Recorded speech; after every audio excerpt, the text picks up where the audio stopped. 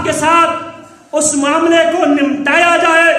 اللہ کے بارے میں عدل یہ ہے اللہ کے مقابلے میں کسی اور کو نہ پکارا جائے، نہ کسی سے مانگا جائے، نہ کسی کے بارے میں یہ عقیدہ بنایا جائے، یہ عقیدہ اپنایا جائے، وہ بھی اللہ کے مقابلے میں یہ کام کرنے پر قادر ہے۔ عدل محمد الرسول اللہ صلی اللہ علیہ وسلم کے معاملے میں پیارے پیغمبر کی بات کے مقابلے میں کسی بھی امتی کی بات کو ترجیح نہ دیا جائے۔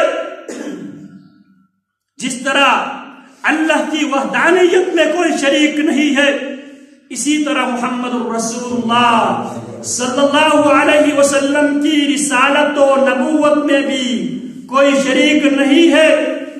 اللہ کی وحدانیت توحید معبود ہے، محمد الرسول اللہ صلی اللہ علیہ وسلم کی رسالت و نبوت توحید مطبوع ہے۔ ان اللہ یأمر بالعدل،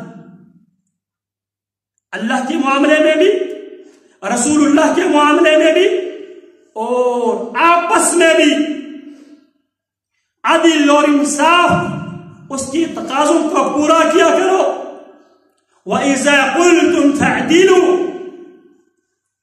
جب کہیں پہ بولنے کی نوبت آ جائے تو وہاں پہ فَاعْدِلُوا، عدل سے کام لو۔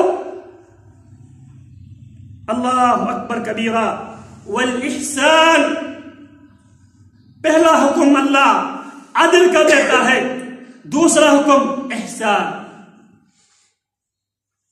ایک ہے احسان مع اللہ، ایک ہے احسان مع الخالق۔